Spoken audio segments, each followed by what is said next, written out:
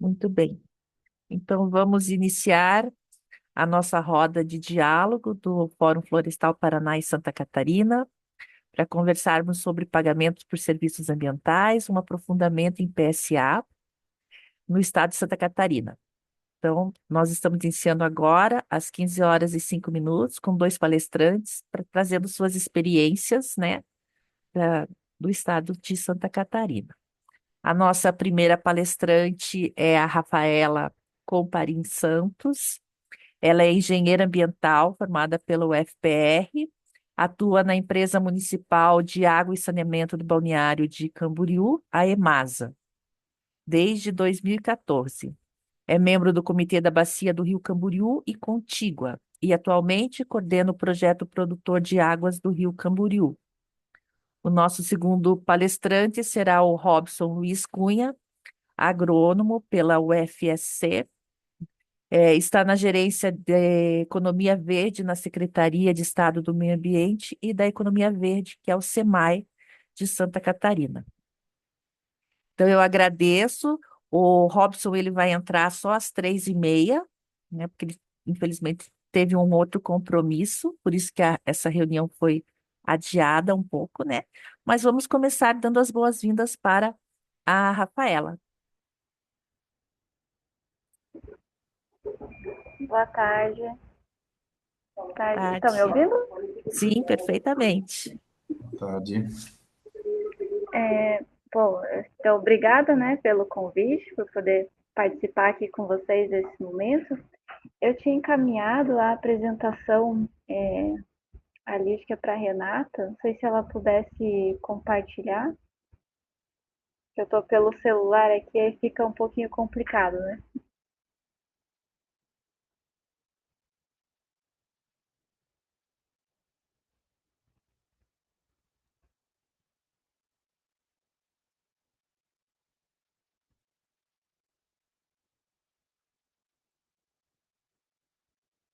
O microfone está fechado, Rê. Então, vamos ver aqui. Você me compartilhou em PDF? Isso. Aí eu acho, será que eu tenho que abaixar ela no computador, né? Para poder passar? Eu nunca compartilhei PDF, mas enfim.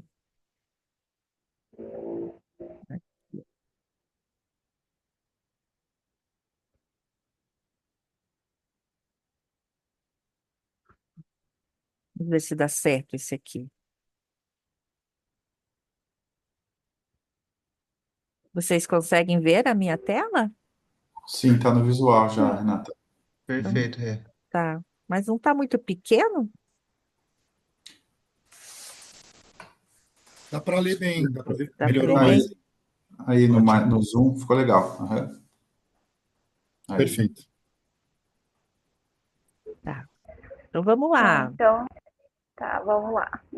Bom, então, eu vou compartilhar com vocês um pouquinho sobre a experiência, né, do projeto Produtor de Água do Rio Camboriú. Então, como já foi falado, meu nome é Rafaela, eu sou engenheira ambiental da EMASA. EMASA é empresa municipal de água e saneamento de Balneário Camboriú, em Santa Catarina, né? É a empresa que é responsável pelo abastecimento de água e também pela coleta e tratamento de esgoto na cidade de Balneário Camboriú. Se quiser passar para o próximo. Então, ali, então, para vocês entenderem um pouco antes de falar do produtor de água, para falar um pouquinho da EMASA e o contexto, né? Como é que surgiu o produtor de água do Rio Camboriú? Então, como eu falei, a EMASA é a Companhia de Saneamento, é uma autarquia. Ela foi criada em 2005 pela Lei de Criação 2498, e já na lei de criação tinha um artigo, ali o artigo 5º, que falava que ela é obrigada a investir pelo menos 1% da sua arrecadação bruta anual em programas de preservação e conservação ambiental na bacia. Então, desde o início do surgimento da EMASA, já tinha um componente financeiro para aplicação de recurso com objetivos de conservação do manancial. Mas esse recurso ele não era aplicado no início, porque não existia nenhum programa, né, e ele acabava sendo destinado para outros fins, como, por exemplo, publicidade. E aí, a partir do momento da criação da EMASA e ao longo da atuação, né, com sistemas de água e esgoto, a EMASA entendeu a importância de ter os suprimentos de água com qualidade, regularização hídrica a longo prazo, né, e redução dos custos de tratamento. Então, sempre teve assim, uma demanda muito grande por água aqui na região e essa preocupação ela foi aumentando ao longo do tempo, né, para garantir água para o abastecimento público. Então, a partir dessa preocupação e tendo também esse componente financeiro, a EMASA, com base em experiências em outros locais, como por exemplo o Extrema, Minas Gerais, ela decidiu investir em algum programa que preservasse o nosso manancial, que é o que a gente já tem, né?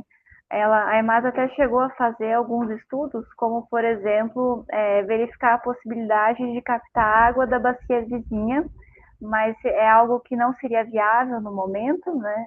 Que seria um custo muito alto e não iria resolver o problema. Chegou a fazer estudo também para fazer reservação de água bruta aqui no interior, para garantir um suprimento de água, e também seria uma obra que seria muito cara e não resolveria o problema. Então, num primeiro momento, a EMASA decidiu, não, vamos manter o que a gente tem, né, garantir o nosso manancial. Pode passar para o próximo. Então, com base nisso, né, surgiu a ideia de criar o projeto Produtor de Água do Rio Camboriú, que ele é baseado, então, no conceito, né, que utiliza, né, a ferramenta do pagamento por serviços ambientais.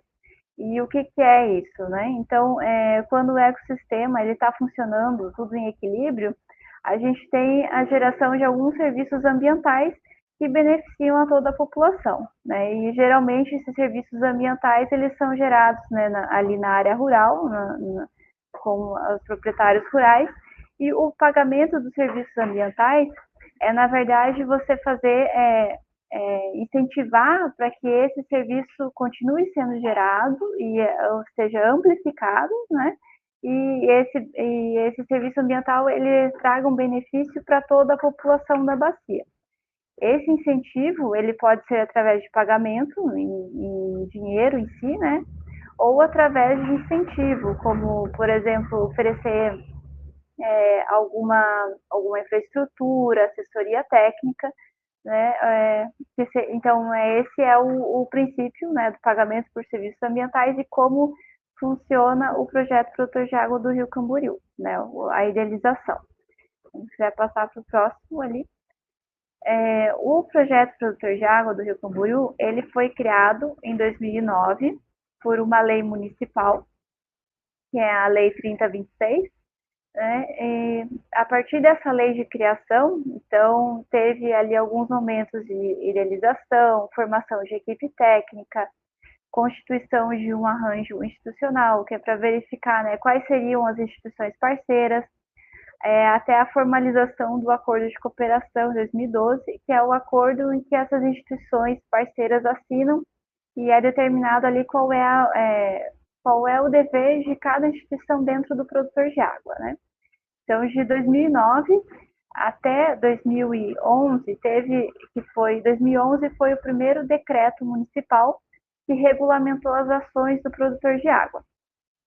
Nesse período de 2009 a 2011, teve algumas ações de diagnóstico, como, por exemplo, mapeamento georreferenciado da bacia, cadastramento das propriedades rurais, definição do sistema de valoração, que é para entender por onde o projeto começaria a atuar e também o quanto seria pago, né, para entender o potencial ali do produtor de água.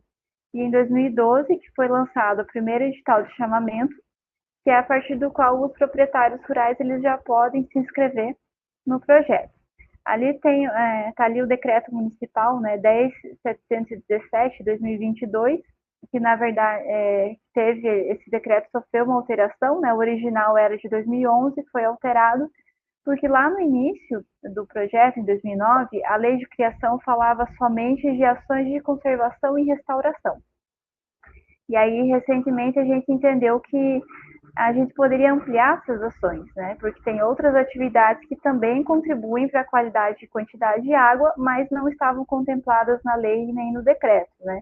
Como, por exemplo, a questão de produção orgânica, RPPN, entre outras práticas, né? Então, por isso que o decreto ali é mais recente, né, de 2022, porque sofreu essa alteração. Aí pode passar para o próximo. Então, aqui são os parceiros do projeto, né? Então, a iniciativa da EMASA, da Prefeitura de Balneário Camboriú, e conta com a parceria da The Nature Conservancy, Prefeitura de Camboriú, a FUCAM, que é a Fundação do Meio Ambiente, o CITRUC, que é o Sindicato Rural, Polícia Militar Ambiental, a ARESC, o Comitê da Bacia, Águas de Camboriú, SDE, Instituto Federal e a ANA. Então, a área de atuação do projeto, né? A área de atuação é a bacia hidrográfica do Rio Camboriú. Ela é uma bacia pequena, é formada por somente 2 municípios, que é o município de Balneário Camboriú e Camboriú. Então, aqui a gente vê a bacia como se a gente tivesse localizado nas nascentes do Rio Camboriú em direção à foz. E a área de atuação do projeto é no município de Camboriú, na área rural, né? Porque Balneário Camboriú não tem área rural. Então, a gente atua na área rural de Camboriú, e que é onde estão as principais nascentes, né, do Rio Camboriú, e que ele deságua ali na praia central de Balneário Camboriú, onde estão os prédios, né, que a gente consegue ver ali na foto. Se a gente olhar ali no cantinho direito, a gente observa um espaço que é o único lugar que não tem prédio, né? Então, ali é a foz do rio. Então, é por isso que não, o único lugar que ficou, né, vazio. E aí, a bacia que ela tem uma situação peculiar, né? Porque Balneário Camboriú tem em torno de 150 mil habitantes, Camboriú em torno de 100 mil, mas na temporada esse número aumenta consideravelmente, né? E a gente precisa ter água para atender todo mundo.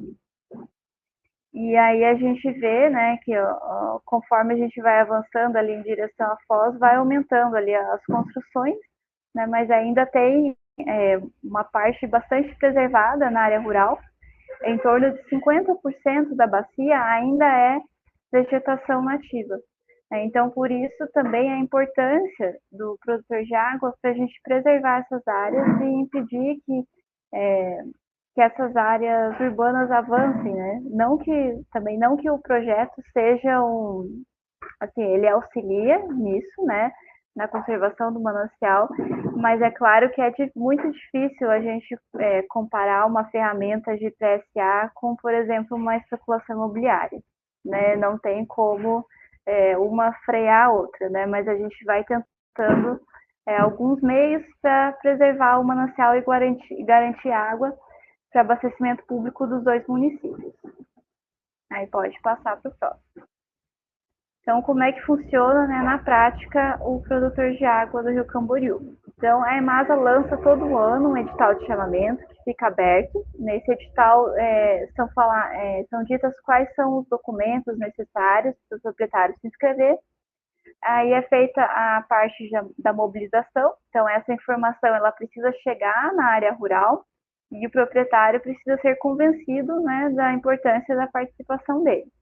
E a partir do momento que ele fala que quer participar, então a gente faz a inscrição, reúne os documentos, e com a inscrição habilitada, a gente vai até a propriedade rural para fazer o PIP, que é o Projeto Individual de Propriedade, que é o mapeamento, né, o diagnóstico da propriedade, identificar quais são as áreas que vão entrar no projeto.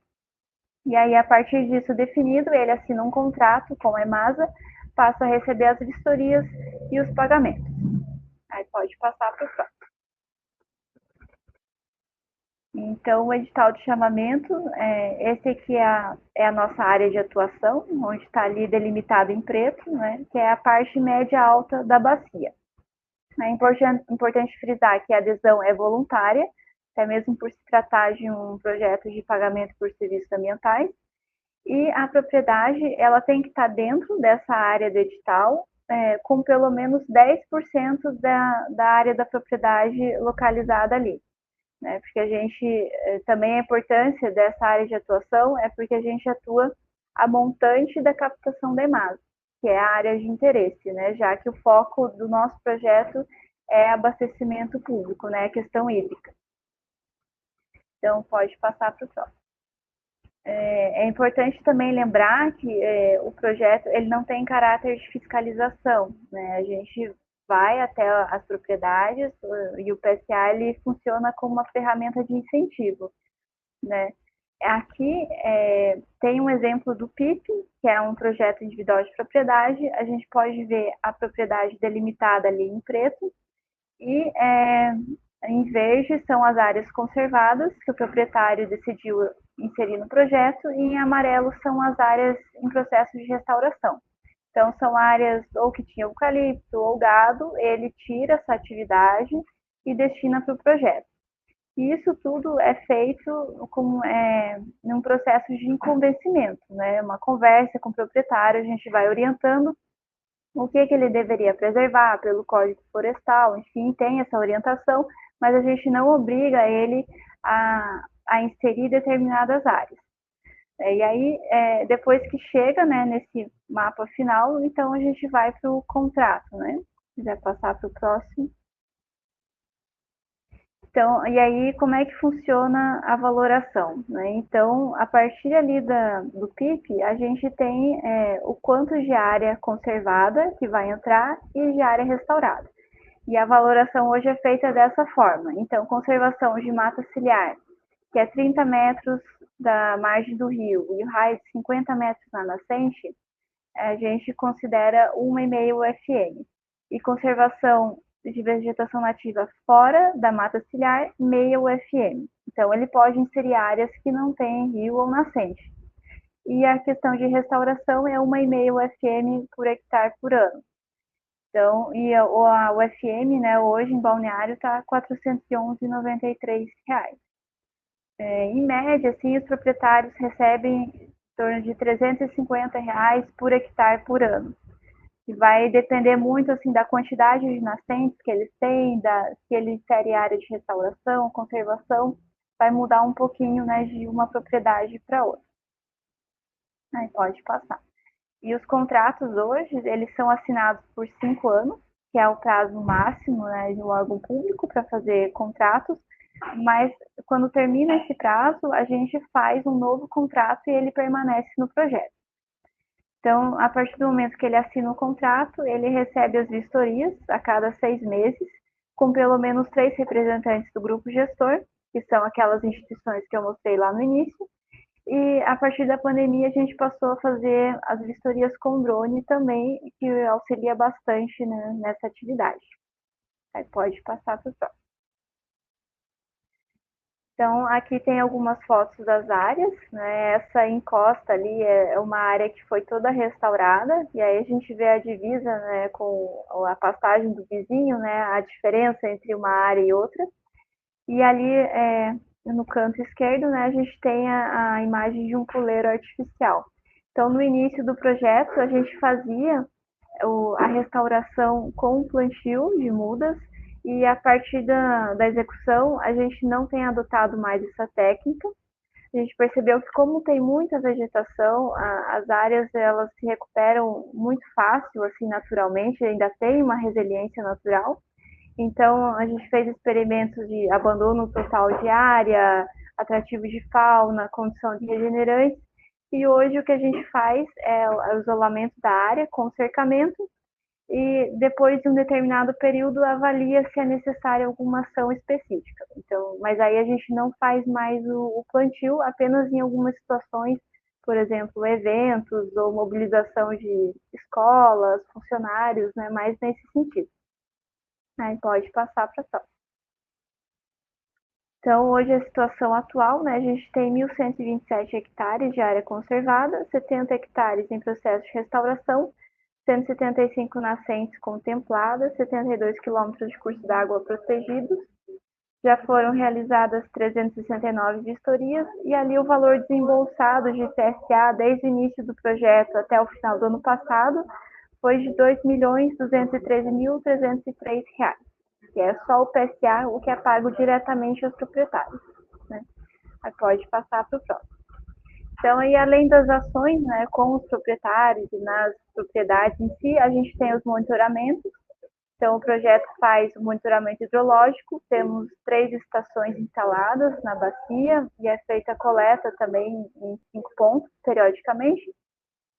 A gente tem o monitoramento de flora, né, para verificar como é que está o andamento da restauração, da conservação das áreas, o monitoramento de fauna e também a questão do monitoramento socioeconômico, que é importante assim para avaliar qual é o grau de satisfação dos proprietários que participam das instituições e também proprietários que não participam, por que não participam, né?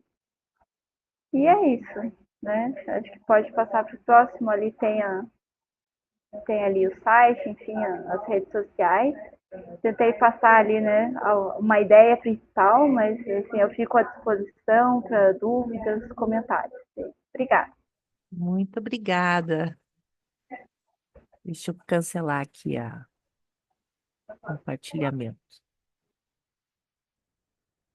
Aqui. Pronto.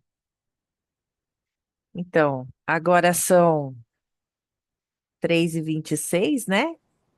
E a ideia era partir para a próxima palestra e depois abrir para as perguntas. Não sei se o nosso colega já chegou, o Robson. Ele falou que Olá, só boa ia. tarde.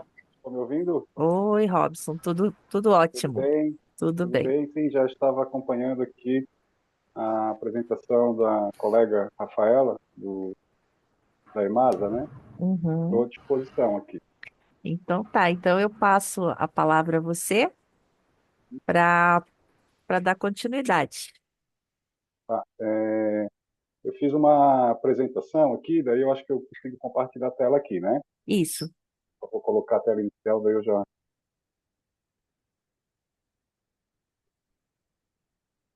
Como eu já tinha dito antes, o Robson, ele é o agrônomo, né? E é o gerente da Economia Verde na Secretaria de Estado do Meio Ambiente e da Economia Verde, que é o SEMAI. Deixar aqui. Isso, obrigado, né? Então, também agradecer a oportunidade, sabe, estar aqui participando desse fórum, né? Também pedir desculpa, né, à organização ali que acabei tendo algumas demandas meio urgentes para esse dia e a gente teve que fazer um ajuste no horário, tá? Mas então eu me chamo Robson Luiz Cunha, sou engenheiro agrônomo, servidor, tá? De carreira aqui do estado. Desde 2019 eu venho trabalhando com a questão de serviços ecossistêmicos, principalmente PSA, tá? Então a SEMAI é a Secretaria de Meio Ambiente e Economia Verde, né? Aqui também a gente trabalha com toda a questão de regulação dos recursos hídricos, né, implementação da política. Bom, foi colocado a proposta era colocar alguns desafios nossos, né, algumas oportunidades aqui do Estado, né. Então vem aqui, em nome do governo, né, colocar a nossa principal dificuldade hoje com relação ao pagamento por serviço ambiental, né, é realmente uma lei que a gente tem que a gente não consegue implementar ela, né. A gente não conseguiu realmente aplicar ela e regulamentar, né. É uma política é a Lei 15.133 de 2010, né, onde estabelece, institui, né, a política de serviços ambientais e regulamenta o programa estadual de pagamento por serviço ambiental no Estado. Né? Então, a gente, desde 2007, daqui a pouco 2017, a gente vem tentando alterar ela. Né? Um dos principais, né, equívocos, né, que ocorreu na época em que os técnicos trabalharam essa proposta de lei foi entender que o PSA fosse pensar, né, que ele é como se fosse uma transferência de renda para o pequeno produtor rural, ou produtor rural, né? E não é isso que acontece. Na verdade, ele não é um mecanismo de transferência de renda, ele é uma premiação, né? Ele é uma bonificação, ele é um pagamento por um serviço ambiental, uma intervenção que está sendo feita normalmente na propriedade, que vai ou melhorar, ou que vai manter ou vai recuperar um serviço ecossistêmico ou uma cesta de serviços ecossistêmicos definido, né? Os projetos eles têm, né, que ter uma definição qual que é o serviço ecossistêmico com problema, né, ou os serviços ecossistêmicos e quais as intervenções, né, quais são os serviços ambientais que vão ser contratados, né, para que realmente se faça a melhoria, a manutenção ou a recuperação de um ou mais determinado serviço ecossistêmico. Por que, né, que a gente teve toda essa dificuldade, né, de tendo de implementar e a gente está aqui trabalhando para alterar essa lei, né? Ela coloca o Estado como executor, único executor, né? E o Estado não dispõe de número suficiente de técnicos, capacidade para atender a demanda esperada, né, para a implementação das ações do PSA, né, em diferentes regiões do Estado, né, que geraria uma demanda muito grande, né. A escala de conservação ambiental também fica reduzida, né, com a ideia da lei atual, da política atual, né. E também não diferenciação de valor de pagamentos, né. Lá na época, a gente também tem que deixar isso muito claro, né, à luz do conhecimento, né, daquela época, né, os técnicos, né, tinham, talvez eu estaria lá também, teria uma convicção que estamos fazendo a coisa certa, né? Mas é uma lei, a política, né? O pagamento por serviços ambientais, né? Há 10 anos atrás tinha uma visão, né? Hoje realmente já se tem as definições muito mais apropriadas, né? Nos órgãos de governo. Então lá você coloca, né, que o pagamento seria por sacas de milhos, né? Então na época, né, e não sendo assim, colocando uma fórmula, né, uma metodologia adequada para valorar o serviço ambiental, não o serviço ecossistêmico. O serviço ecossistêmico a gente não valoriza. A gente vai valorizar e dar um valor, né, essa premiação para o serviço ambiental, né? Também ele acabaria proporcionando aí sobreposições, né, desculpa, sobreposições aí de subprogramas, né? A caracterização de cada subprograma era muito similar, né? Então ia ter sobreposições de ações, aí, então também não ficaria adequado, né? Não está adequado, né? Análise de documentos e contratos também, imagina, né? O Estado aqui, a característica são pequenas propriedades, né? A gente tem quase 300 mil propriedades aqui, então vocês imaginam, né? A ideia de transferência de renda, a ideia de o governo como único executor, imagina, né, o trabalho técnico-administrativos que gerariam, né, toda essa análise de documentos, né, de elegibilidade e geração de contrato. E recurso público com restrição, né, se a gente for botar fizer uma pequena conta e colocar, né, com o número de propriedades rurais do Estado, aí a gente vê que oneraria totalmente, né, os cofres públicos, né, não podendo, né, não conseguindo realmente implementar essa política. Bom, a nossa estratégia aqui sempre foi alteração, né? Um anteprojeto de lei. A primeira tentativa foi em 2017, né? Onde rodou por vários órgãos afetos à matéria aqui, né? No rito desse processo de anteprojeto de lei. E a gente não conseguiu alinhar com outros órgãos algumas questões, entendimento, né? E aí a gente também não conseguiu avançar com o anteprojeto de lei. Em 2021, a gente teve uma outra oportunidade.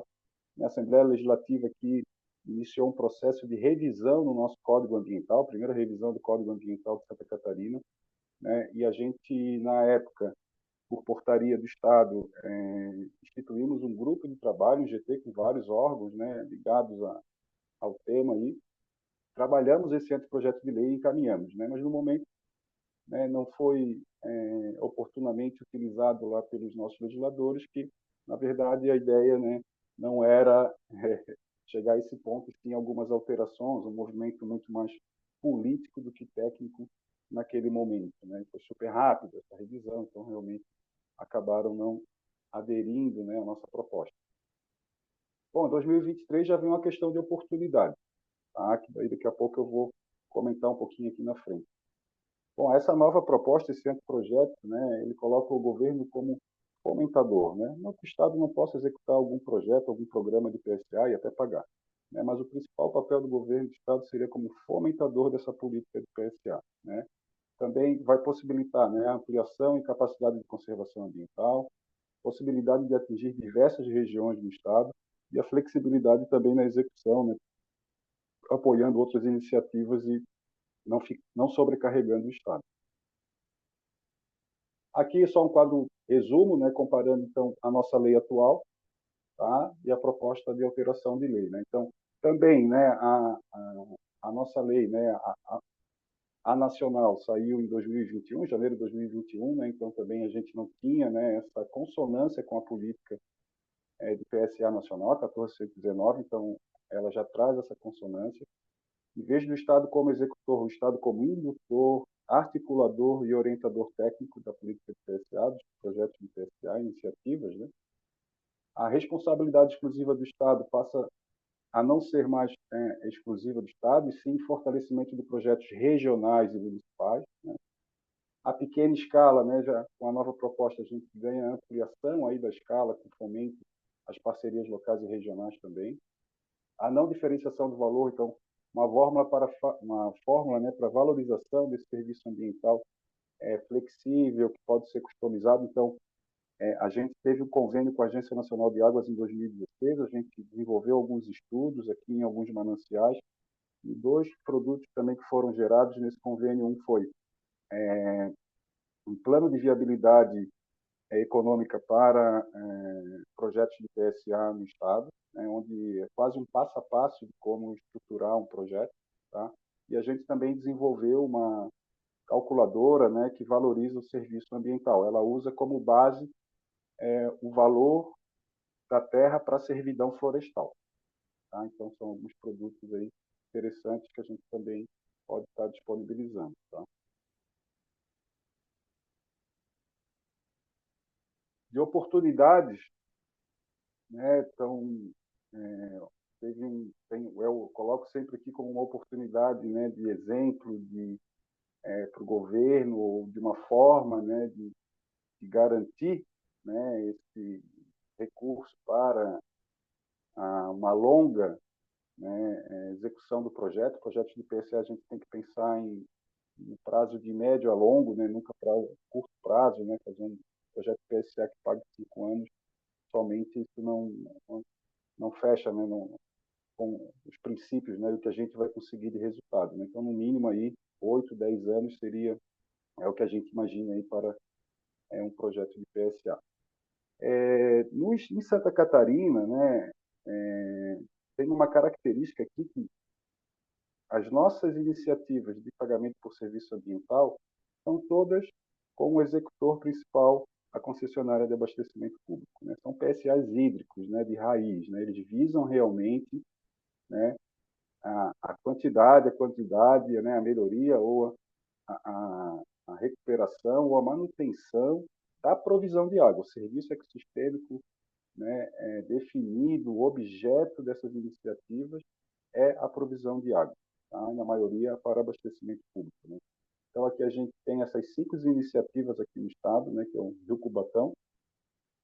Tá? Por ordem aqui até de tempo, né, seria primeiro o produtor de água do Rio Camboriú, que a Rafaela apresentou para vocês agora, né, que já está com 12 anos, se eu não me engano. O PPA do Rio Vermelho, também próximo aí já de 12 anos também, que é em São Bento do Sul e Campo Alegre. Tá? E também o PPA, aí vem o do Rio Vermelho, desculpa, São Bento do Sul e Campo Alegre. Morro da Palha, que é em São Francisco do Sul, aqui. Tá? O projeto Águas para Sempre, ele vai na mesma linha, ele em Joinville, que daí é a CAGE, Companhias de Água, né? De Joinville, que é o principal executor. São Francisco é a SAMAI. Camboriú é a SEMAI. São Bento do Sul também é a SAMAI. E na Grande Florianópolis, aqui, que é a última aí que está se instalando, aí, que está iniciando, é o produtor de água do Rio Cubatão. Daí, no caso aqui, é a Companhia de Água de Saneamento de Santa Catarina, que é a Casan. Tá? Então, eles têm essa particularidade, né? Todos eles são executados, o executor principal é a própria concessionária de abastecimento público. Tá? Todos eles trabalham também junto com um grupo gestor, um grupo de acompanhamento, que são de atores locais e atores também do governo, né, das prefeituras, universidades. Né? Então, é o grupo gestor. Né? No Rio Camboriú ali é o grupo gestor, a gente, inclusive a SEMAI faz parte. Tá? E a oportunidade que aconteceu aqui, que eu vejo como oportunidade, é realmente o modelo, né, desenvolvido aí no produtor de água do Rio Camboriú, que é a tarifa.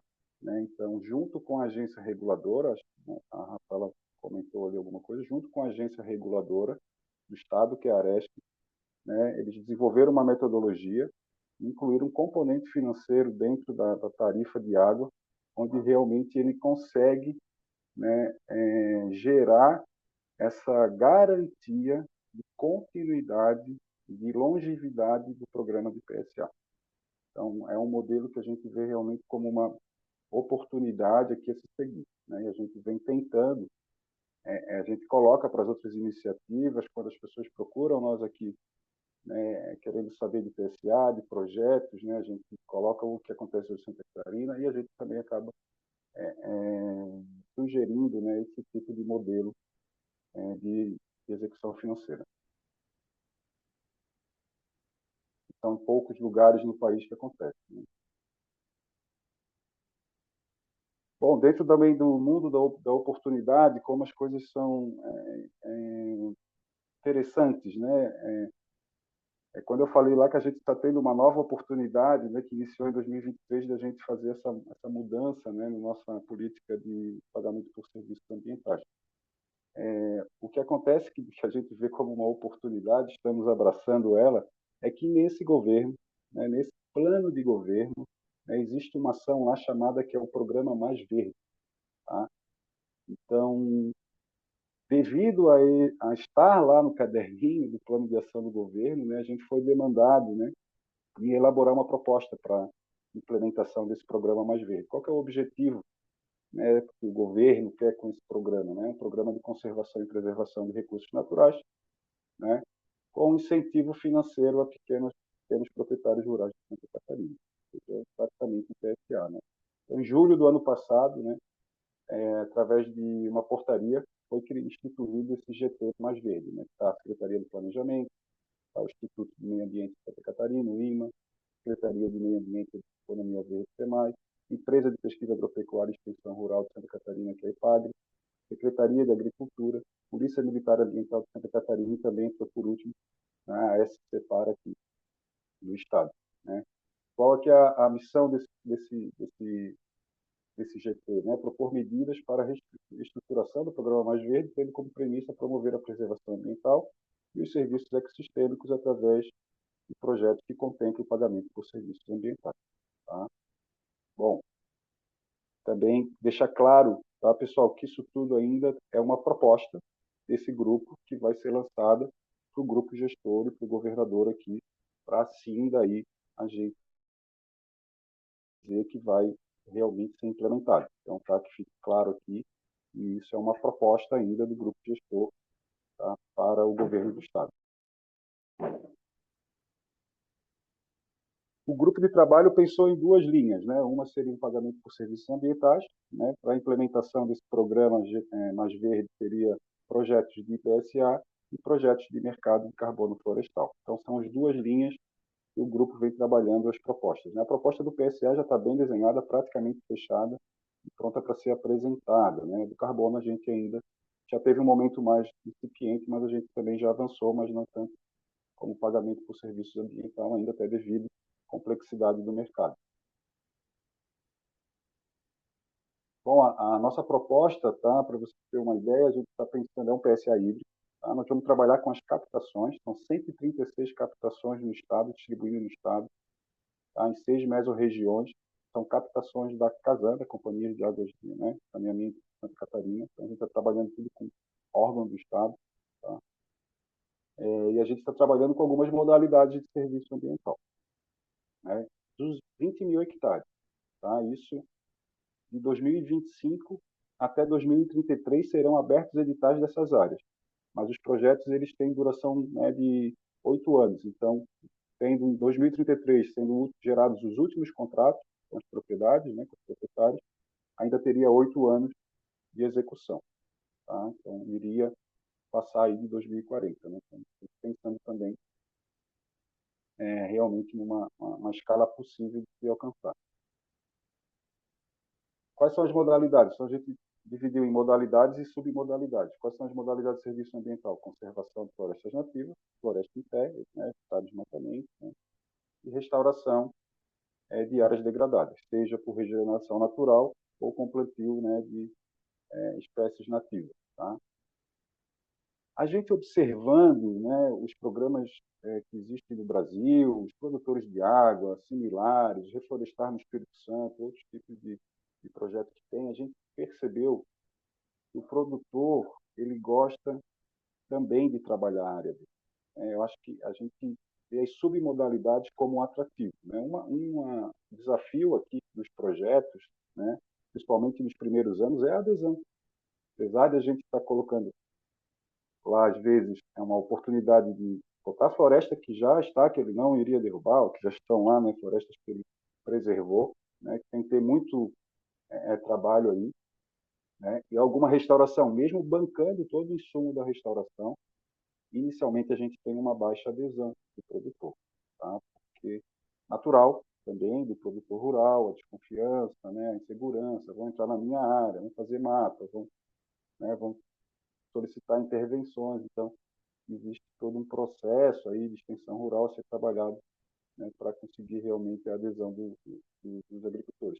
E a gente viu que quando a gente inclui a área produtiva dele, ele vê uma área produtiva, ele vê o potencial de trabalhar aquela área, não só ganhar um PSA anual ou semestral, mas também de poder estar trabalhando a produção dentro daquelas áreas, se torna mais atrativo para o produtor rural. Tá? Então, a gente trabalhou essas submodalidades de serviço ambiental, que elas se resumem em SAF, Sistemas Agroflorestais, né, que ele vai poder já estar também extraindo, né, produtos, né, gerando renda dessas áreas, tá? E também restaurando, sequestrando carbono, né, dando cobertura do solo, favorecendo a infiltração, diminuindo o carreamento de material para o rio, que é o que as intervenções prevêem, né, o que a gente quer das intervenções. Como é hídrico, infiltração, máximo de infiltração na área de drenagem da bacia, da captação, a montante da captação, e o menor possível ou o maior possível abatimento de erosão, né, e carreamento de materiais para o rio. Tá? Então, a gente trabalha praticamente com SAF e também com a agricultura de baixo carbono. Quem conhece o programa ABC+, né, na verdade, sistemas de plantio direto, manejo e recuperação de pastagens, sistemas integrados de produção, lavoura, pecuária, floresta, né, eles são ações dentro do ABC+, que são agricultura de baixo carbono. Tá? Então, tem uma distribuição que a gente faz, né, de 20 mil hectares, quanto vai ser disponibilizado de áreas de conservação, de restauração e nas outras submodalidades. Então, o que a gente vai pagar são essas intervenções, o que a gente vai apoiar são esses serviços ambientais aqui, né, para garantir, né, a manutenção, melhoria ou recuperação da provisão de água, que é o serviço ecossistêmico.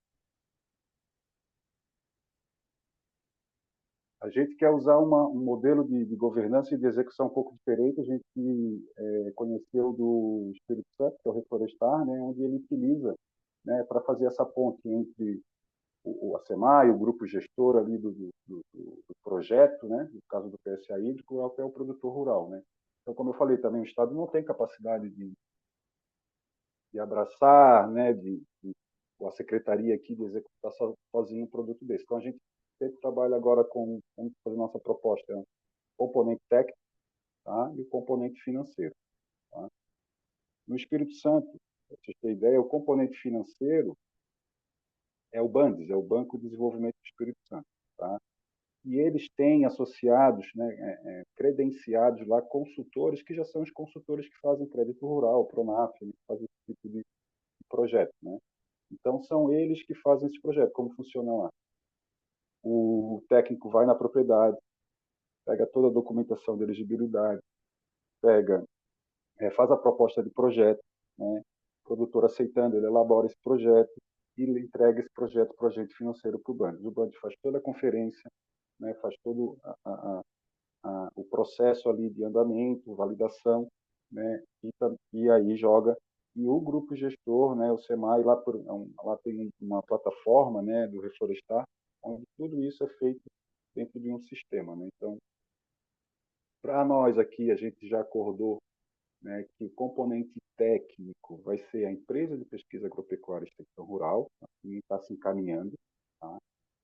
Então, eles têm escritórios locais praticamente em todos os municípios do estado, né? Eles estão há mais de 35 anos trabalhando com extensão rural no estado, então a gente vê como eles o ideal, né? A gente poderia também ter questão de construtores, poderia haver cooperativa de engenheiro agrônomo, cooperativa de técnicos agrícolas, né? Outras possibilidades também, mas o grupo, né, entende que a IPAGRE realmente seria o melhor órgão aí a fazer esse papel de componente técnico. E o componente financeiro, né, a gente está se encaminhando para ser, dentro da Secretaria da Agricultura, existe o Fundo de Desenvolvimento Rural. E o Fundo de Desenvolvimento Rural já trabalha com crédito rural, com programas, né, de fomento aqui do Estado. Então, eles já fazem essas operações, né, financeira e ordem de pagamento, né? Então, esse é o arranjo que a gente está trabalhando aqui. SEMAI, grupo gestor, né? Fazendo toda a gestão, todo o acompanhamento, mas o componente técnico, sim, fazendo aquele papel de ponta lá com o produtor, elaborando o projeto, fazendo as visitas de acompanhamento, de instalação, de acompanhamento, de monitoramento, né? E o Fundo de Desenvolvimento Rural fazendo todo o seu papel financeiro, né? Toda essa operacionalização financeira para que o produtor tenha acesso a esse recurso. Bom, não sei se já deu os 20 minutos, acredito que esteja próximo, eu tenha passado, mas né, era rápido e assim. Então, só resumindo, né, o nosso maior desafio hoje aqui é realmente a gente modernizar, né, atualizar e deixar em consonância a nossa política de pagamento dos serviços ambientais do Estado, né, em consonância com a nacional, tá? E como oportunidade, né, atualmente a gente só está conseguindo fazer essa proposta, só está tendo esse GT, e estamos novamente, né, com um anteprojeto pronto, né, para ser encaminhado para a Assembleia Legislativa, devido a ter entrado no plano de governo do Estado atual, nessa gestão atual, né, a implementação de um programa mais verde, né, que visa preservação, né, ambiental e remuneração para pequenos proprietários rurais, né, que é a nossa realidade até 4 módulos rurais aqui. Tá? E também algo oportuno é a gente fomentar, né, e conseguir mostrar a funcionalidade, né, como realmente é algo que garante, né, uma viabilidade, independência financeira. Claro, não quer dizer que vai usar só o recurso da tarifa, pode vir recursos externos, outros, né, de outras entidades, de outros fontes, né, e recursos também para o projeto, né. Mas ter essa pontapé inicial e ter essa garantia através da tarifa, né, é uma garantia de sucesso do projeto, porque ele vai ter uma longevidade, né, correta, né, que vamos conseguir ter resultado.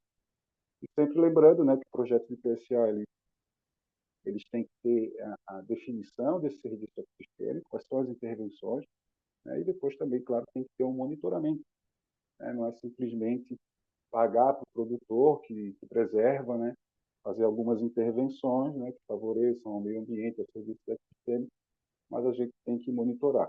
E sendo dessa forma, né, a gente tendo como área de trabalho, né, a área montante, as captações, né, a gente consegue realmente não pulverizar tanto, né, esses serviços ambientais, diríamos, né, no Estado, né, e sim concentrar tendo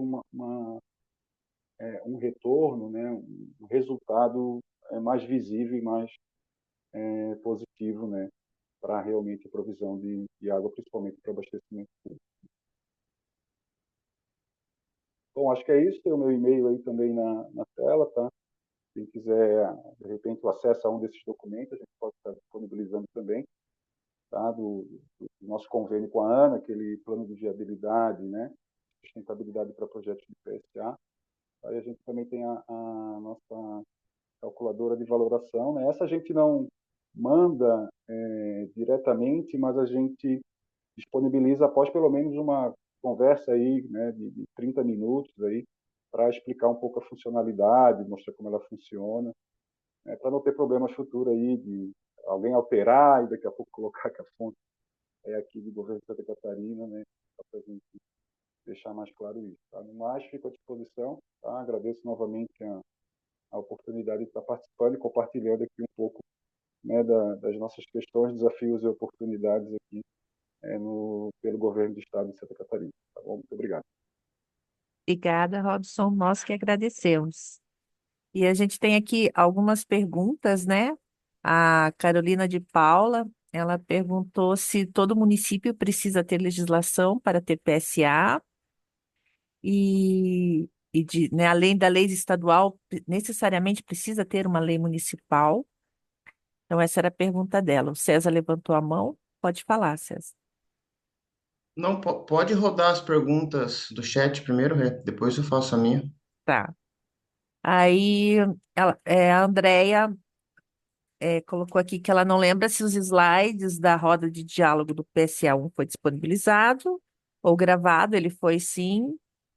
A gente já passou no, no grupo do WhatsApp, mas a gente disponibiliza novamente. E o Marcos perguntou se as propriedades com sistemas orgânicos de produção são também consideradas como submodalidades, né? Ou se elas poderiam ser consideradas como submodalidades. E acho que é isso que nós temos no chat. Bom, acho que da primeira ali, que é a questão da legislação, né? Eu acho que hoje estão todos amparados pela nacional, né? Agora, conseguir regulamentar, né, principalmente no município, uma política de PSA e um programa, isso é uma garantia também, né, de que ele tenha uma longevidade, né, que ele possa, né, que não vai mudar a gestão, vai vir oposição e vai dizer, não, para, né, esse projeto aí, deixa ele, né, na geladeira por enquanto e vamos fazer o nosso, né? Então, não impede, né, de acontecer, já que a gente tem um amparo, né, da nacional, tá? O estado realmente a nossa está complicada, né? Mas eu acho que ainda fica no guarda-chuva das iniciativas que tem hoje, né? Elas não vão diretamente de encontro à nossa política atual, tá? Mas porque tem o estado como único executor, né? Por isso que a gente vai fazer essa alteração para que outros órgãos, outras instituições possam também estar tendo essas iniciativas de PSA. Mas, no meu ver, assim, pela minha análise, tá, o que a gente vê seria melhor, sim, o município já ter a sua legislação em consonância, aí, principalmente com a nacional. Não sei se a Rafaela quer fazer alguma. Lá não foi diferente, né? Em Camboriú houve realmente primeiro esse arcabouço legal para daí sim a implementação do projeto, já que o executor, né, era a SEMAI, né, do município. Mas não, é IMASA. É, Não, só complementando ali, Robson, acho que é isso mesmo ali que você falou, né? Foi assim mais para realmente garantir a longevidade do projeto, né? Para não mudar de gestão e de repente, né? Não vamos mais investir nisso, né? Acho que foi mais nesse sentido mesmo. tá Com certo. relação, acho a terceira pergunta, né, que seria da questão dos sistemas orgânicos, né? Na nossa calculadora, se o produtor ele já está já é um produtor orgânico certificado ou está em transição, né, ele ganha um valor a mais. Então a gente faz esse sentido. Agora, como submodalidade foi nós que definimos aqui, tá? Modalidade pode chamar só de serviços ambientais, mas sim, tá? A produção orgânica, né, como ela pode ser considerado sim uma modalidade no nosso ver aqui, né, uma modalidade de serviço ambiental, já que, né, ela vai trazer a questão toda da biodiversidade, né, do solo, né, da regeneração do solo, vai estar envolvido, a gente consegue ver o benefício, né, a melhoria para vários serviços ecossistêmicos ali, tá? Então, no meu ver, poderia sim, né? A gente até coloca muitas vezes que a gente fala em programa e projeto de PSA, né? Mas um projeto que esteja, consiga definir um serviço ecossistêmico, né, que está sendo melhorado por alguma intervenção, algum serviço ambiental, é passível, né, de se colocar como um componente até, não chamar de programa, mas um programa de recuperação de nascentes, né, ele pode ter um componente PSA como motivador, como incentivador, como, né, bonificador daquele produtor, daquela área que realmente está preservando, né? O que a gente quer mostrar e tenta mostrar ao produtor é que, além da produção dele agropecuária, né, ele tem mais um produto, né, que ele pode estar oferecendo, né, que é o serviço ambiental. E quanto mais qualidade ambiental tiver a propriedade dele, melhor a propriedade vai estar fazendo esse papel. Tá? Então, é isso que a gente também tenta mostrar para o produtor, né, que a agroecologia poderia entrar assim, né, ter um incentivo, aí, uma premiação para quem pratica ou faz a transição para esse modelo.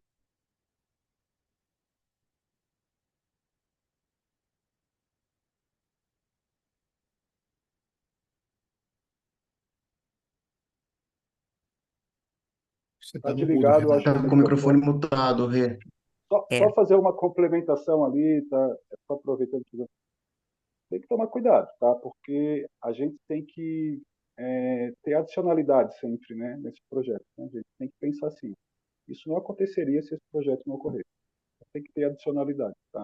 Muitas vezes a gente vem colocando, os recicladores, poder receber PSA, no meu ver, não é bem assim, né? Então, começa que não todo mundo, todo mundo vai estar fazendo um serviço ambiental em algum momento para poder receber PSA. Então, já teve essa discussão aqui em alguns momentos, né? De catadores, né?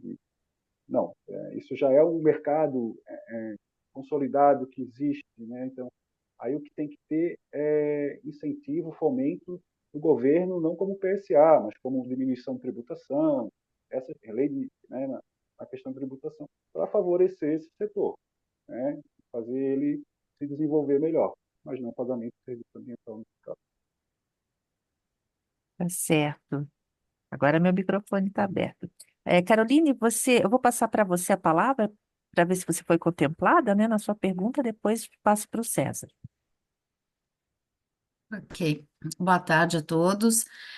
Eu gostaria só de que o Robson, ou quem pudesse, me esclarecer o seguinte: então, em Santa Catarina existe essa lei 15.133, existe a política nacional também, mas se o município, vamos supor, um município de Santa Catarina e Itapoá, por exemplo, se o município não tiver um decreto-lei, uma lei municipal, eu posso, mesmo assim, me sentir encorajada para encaminhar um projeto de PSA a nível estadual?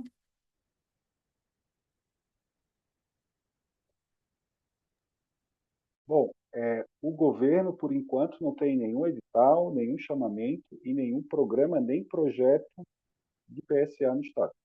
Tá? É devido talvez se não tivesse a política, se tivesse só a nacional, a gente até conseguiria implementar, talvez sem ter a estadual.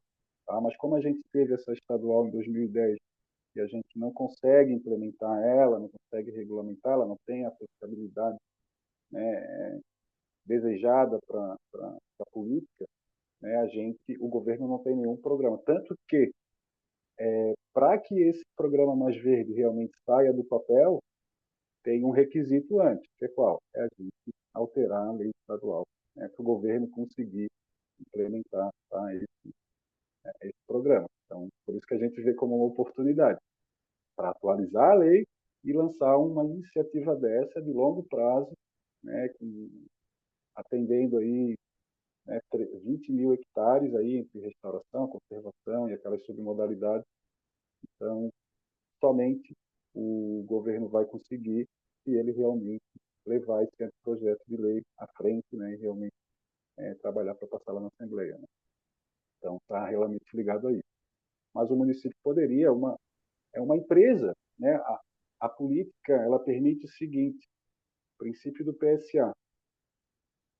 Eu sou beneficiário de um serviço ecossistema, né? Por isso que o da água fica muito claro isso, né? E eu quero garantir esse serviço ecossistêmico, essa provisão de água, né? Então eu vou fazer um pagamento, tipo, vamos supor assim, a ArcelorMittal, né? Uma empresa de ferro, de aço, né, maior do Brasil, lá em São Francisco do Sul.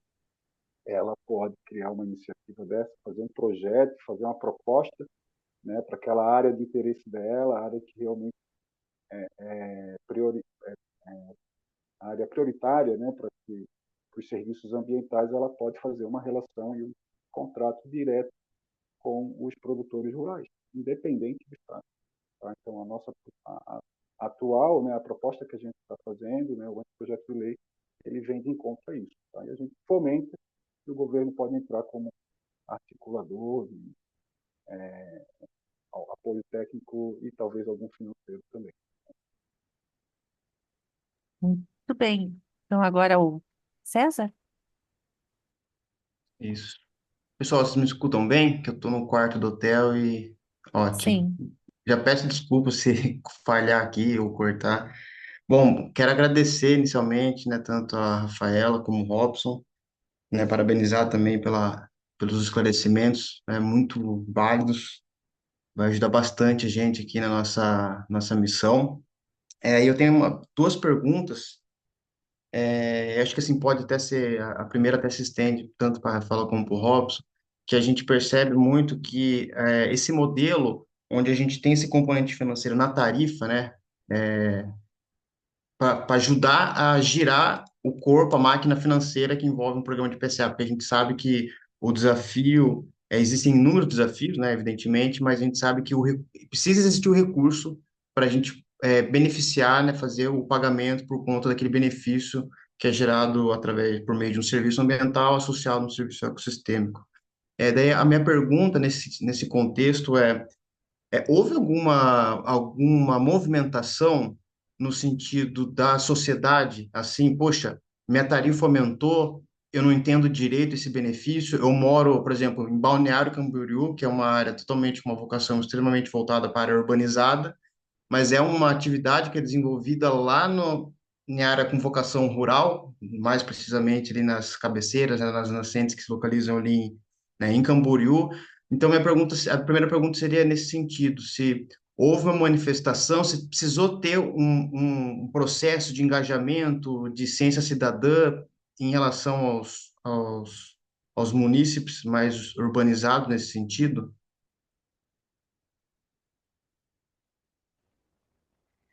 Bom, ali, em relação à tarifa, quando houve a revisão tarifária, a questão do produtor de água, assim, até passou meio despercebido, né? Porque a população estava mais preocupada com outros custos, se aumentar a água, o esgoto.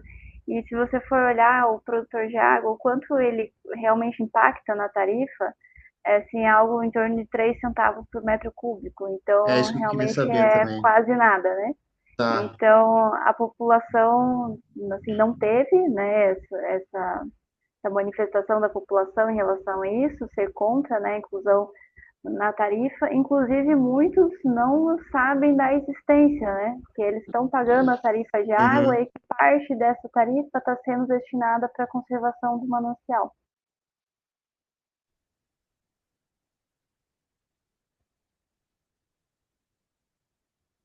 Complementando aí a Rafaela, né, então é isso, né, que ela colocou, e a gente também já fez um exercício aqui, naqueles nossos 20 mil hectares distribuídos.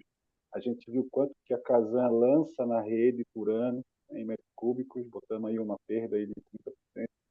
A gente fez umas contas e realmente o impacto é irrisório. Tá? Quer dizer, não, desculpe o irrisório, mas o impacto ele é muito baixo. É muito baixo. Uhum, Então, até para um uhum. governante, um gestor, né, aceitar esse projeto, aceitar uma legislação desse tipo aí, né, se fosse realmente impactar, ele já seria o primeiro a ficar com o pé atrás. Né? Então, realmente, a gente fez uma conta aqui, né, e uma família, em média, de 4 pessoas, aí, é 25 metros cúbicos por mês. E aí a gente faria os cortes também, né, aquelas famílias que já são beneficiadas por algum benefício, seja social, né, já também não entrariam, né, Uhum. mas saiu menos de um centavo por metro cúbico, menos de um centavo por metro cúbico, né, para garantir um projeto daquela dimensão ali, aquela proposta, né, que eu apresentei ali ainda há pouco. Então, e eu acredito tem que ter o seu plano de comunicação e capacitação também bem feito, né, e bem executado, né, que eu acho que vale a pena passar isso para a sociedade, passar de uma forma correta e eles levantarem essa bandeira, né, verem que o impacto, né, financeiro deles não justifica não adesão ou não incentivo a esse tipo de programa, já que eles são os beneficiários final desse serviço ecossistêmico, né, da provisão de água também. Por isso que eu vejo que isso aqui deu certo e a gente consegue visualizar isso, né, porque é um serviço ecossistêmico, né, provisão de água, e todo o Brasil hoje, todo mundo tem alguns problemas, né, seja de escassez ou de excesso, né, de precipitação de curto período, né, e a gente sabe que o setor econômico também, né, é totalmente dependente desse serviço de provisão de água, serviço ecossistêmico. Então, o que a gente acha que é importante é nesse plano de comunicação realmente passar de uma forma muito correta e conseguir com que a sociedade, né, não sinta impacto, que realmente é muito baixo, mas sim levante a bandeira e tenha, né, esse orgulho, diríamos assim, ou satisfação, né, do Estado ou município, né, estar desenvolvendo um trabalho desse, um projeto desse, e eles estarem fazendo essa parte, né, da execução da forma financeira ali, e realmente com um impacto muito baixo aí para uma família. Tá certo. E qual seria a segunda pergunta, César? Será que você consegue fazer ou pelo chat? Maravilha. Vocês estão me ouvindo ou não? Tá cortando um pouco aqui Estamos, para mim. estamos ouvindo bem. Tá? Não, Estamos. tá. A segunda é assim, a gente percebe que, de fato, o maior desafio, vamos dizer assim, é a gente atualizar essa legislação atual, a legislação municipal, né? O anteprojeto já me parece bem avançado, assim, por tudo que a gente conseguiu ver nas apresentações ali, principalmente na hora do Robson, né, a respeito especificamente falando, mas teria alguma projeção assim, Rob, alguma expectativa assim da gestão atual de tentar aprovar até 2024 ou ainda até primeiro semestre de 2025? Existe alguma previsão nesse sentido?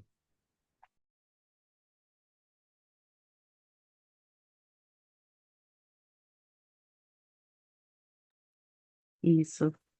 Existe, Robson? Você está O com o microfone tá fechado. microfone fechado. Perdão, eu que agora esqueci de liberar. Existe a nossa, né, sendo aprovado no grupo gestor, que a gente pretende fazer isso no próximo 30 dias, aí, ou 40 dias, né, sendo aprovado lá. A nossa ideia é que ano que vem a gente já consiga, tá, ter a lei aprovada já no primeiro semestre, no mínimo.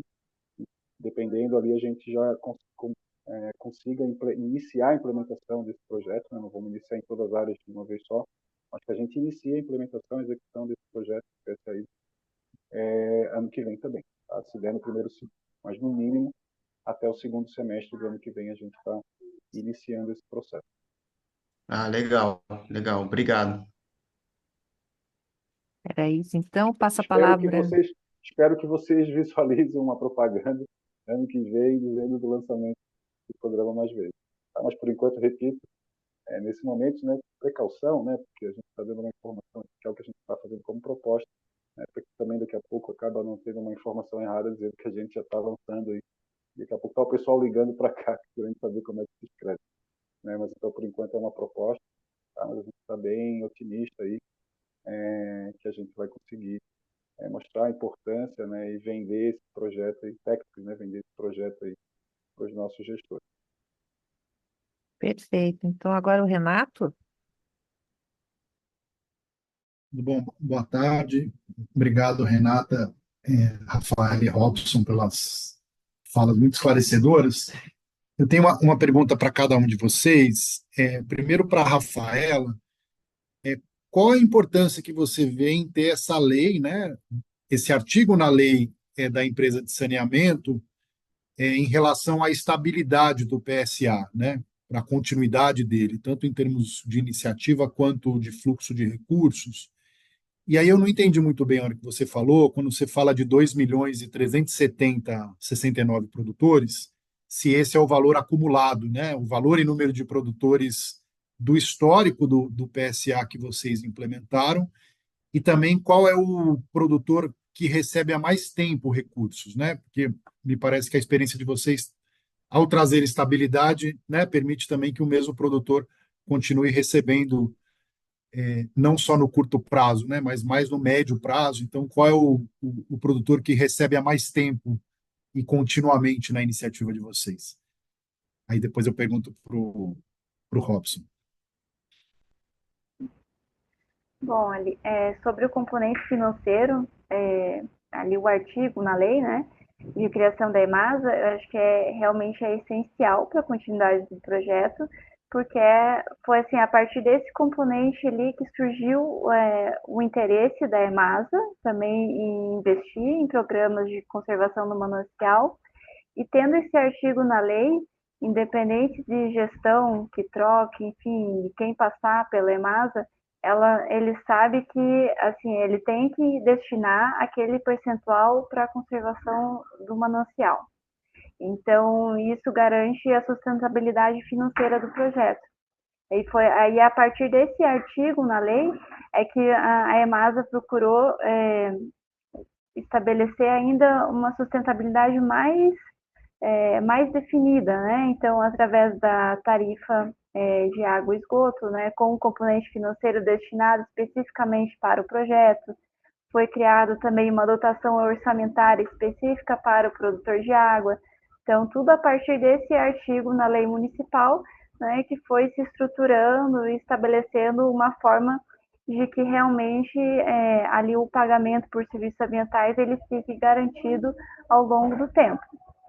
Então, até porque quando você tem um programa de PSA, é muito importante você definir de onde vai ser essa fonte, né, para que, por exemplo, um proprietário entrou no projeto e, de repente, eu não tenho mais recursos para pagar o PSA. Esse proprietário ele vai sair e ele não vai querer voltar mais. Né? Então, isso é um risco bem grande para a continuidade do projeto.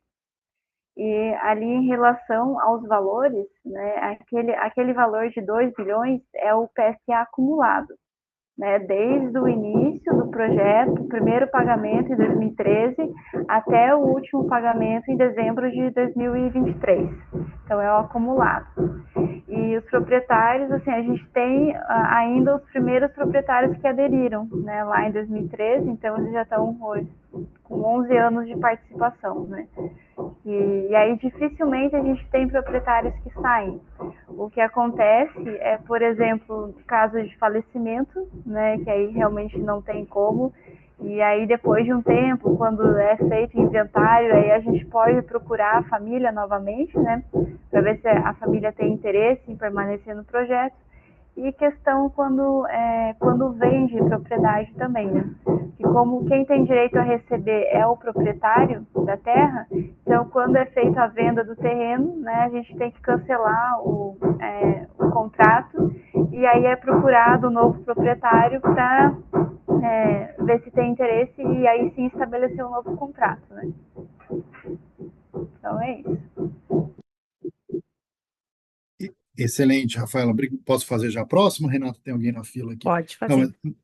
mas muito obrigado, Rafaela. Eu acho que essa é uma diferença grande, né? Assim, só trazendo uma reflexão das iniciativas que nós vimos, né, no encontro passado.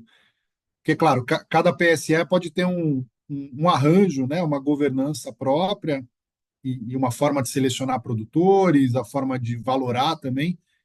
Mas acho que uma grande diferença é essa estabilidade, né, que tem na iniciativa de vocês.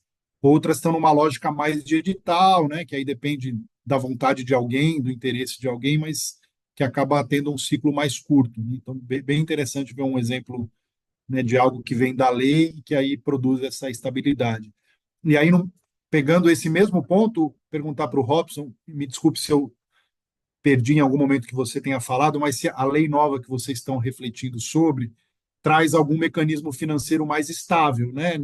Se ela prevê um recurso de algum lugar, né, que na lei vai garantir uma estabilidade de orçamento para a PSA, ou se vai ficar um pouco, né, um pouco mais solto esse elemento financeiro. dentro do que vocês estão pensando? É, muito bem. Com relação a essa questão de mecanismo, né, a gente prevê um fundo, tá? Um fundo de pagamento de serviço ambiental dentro do nosso projeto de lei. Tá? E aí vai ter várias possíveis fontes internacionais, talvez do próprio fonte sendo do governo, tá? Mas por enquanto ela está ali como só possibilidades. Depois que ela for realmente instituída, daí passa por uma regulamentação desse fundo, tá? Mas a gente não amarra, tá? A gente não coloca, a gente deixa aberto. Hoje a gente tem uma ideia de que as nossas políticas, a lei principalmente, ela não pode ser fechada. Se a gente começar a dar nome aos bois ali, daqui a pouco vão questionar, oh, esqueceram de botar um nome desse, esqueceram de botar um nome desse, esqueceram de botar um nome desse, aí começa a gerar problema e mudar uma lei não é tão simples assim, a gente tem a experiência disso. Então a gente está deixando ela realmente bem aberta, na verdade, tá? E aí vão ser regulamentações. O projeto, né, então, vamos supor, um projeto ou programa de PSA, um projeto de PSA que o governo vai executar. Aí ele vai regulamentar esse projeto. Aí ele vai criar esse projeto, né? E ele vai daí definir. A lei vai permitir. Se ele colocar aqui a tarifa, a lei vai permitir. Se colocar aqui não a tarifa, a lei vai permitir. Então isso vai ficar aberto para cada particularidade de cada projeto. Tem projeto que não vai ser possível, né? Se a gente for pensar em biodiversidade, pô, nós vamos cobrar de toda a sociedade catarinense valor, daí já começa a pesar muito, né, talvez aí no bolso aí dos catarinenses, pensando dessa forma, né? Porque a água a gente vê muito fácil o beneficiário direto. Agora, a biodiversidade, melhorar a biodiversidade, garantir a biodiversidade, né? Isso é um ganho geral, mas aí um governo, um gestor pegar e começar a impor tarifas, né, para ser investido nisso é um pouco mais complicado. Tanto que a gente já fez uma prévia da apresentação para o secretário da Fazenda aqui, né, Secretaria da Fazenda, o secretário Cleber, e quando a gente falou do valor, né, que a gente está estimando aí cerca de 230, 250 milhões para toda a execução desse projeto. Tá?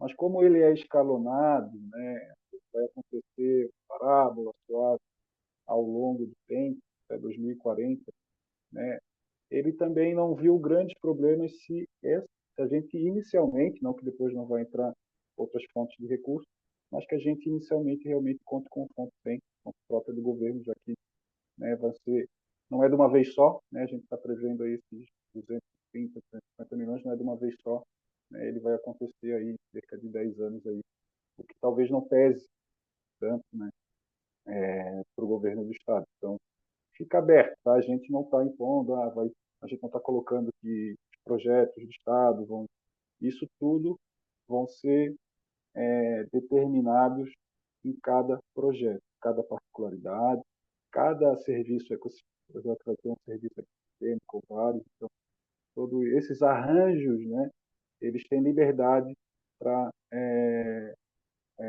se organizarem e fazerem o melhor, da melhor forma possível. Tá? Pessoal, eu peço desculpa para vocês, eu tenho um compromisso agora também, 4h30, então eu vou ficar mais 2 minutinhos ali, 4h23, eu vou ficar até 4h25, eu vou ter que me ausentar. Tá?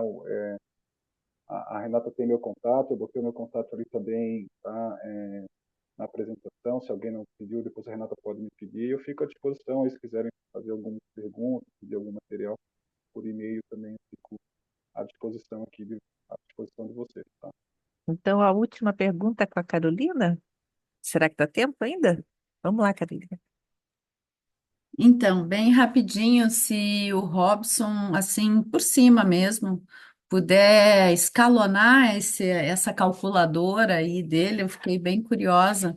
O que que vale mais? Pelo menos uns 3 a 4 itens principais, né, de valoração, para mim já daria um norte aí, porque eu achei muito interessante e eu entendo a tua posição de não poder também divulgar isso aos quatro ventos, né, que pode ser comprometedor. Mas é isso, se puder dar uma colinha aí, um spoiler, seria bom. Obrigada. Tá bom. bom? Assim, tá, Carolina, obrigado. Assim, a gente, se tiver um pessoal aí que queira uma hora mais para frente marcar uma vídeo e eu apresentar ela, eu apresento sem problema nenhum, e aí posso até saber disponibilizar. A gente só toma alguns cuidados quando for fazer, remeter a fonte, principalmente se fazem alteração nela, né? Esse é o problema, tá? Porque a gente pode fazer alteração e ficar a fonte lá da SEMAI, e daí já não é mais nós, né, que propomos aquela. E a nossa calculadora, ela é aberta, né? Ela pode ser customizada, mas o que ela faz? Ela usa como um valor base, né, o valor da servidão florestal para aquele município. Isso a gente tem um centro de pesquisas aqui do estado que ele todo ano ele lança, né, publica, né, o valor da terra de primeira, o valor da terra de segunda, de terceira, e também para a servidão florestal. Então a gente usa como base o valor da terra para a servidão florestal. Isso vai entrar numa fórmula, então é 0,2% desse valor, né, e ele vai receber uma pontuação. A pontuação vai de uma avaliação, tá, da propriedade, uma avaliação ambiental, de gestão da propriedade. Tem rios dentro da propriedade, tem nascentes, isso dá uma pontuação, dependendo da resposta que ele vai dando, né, ele vai recebendo uma pontuação.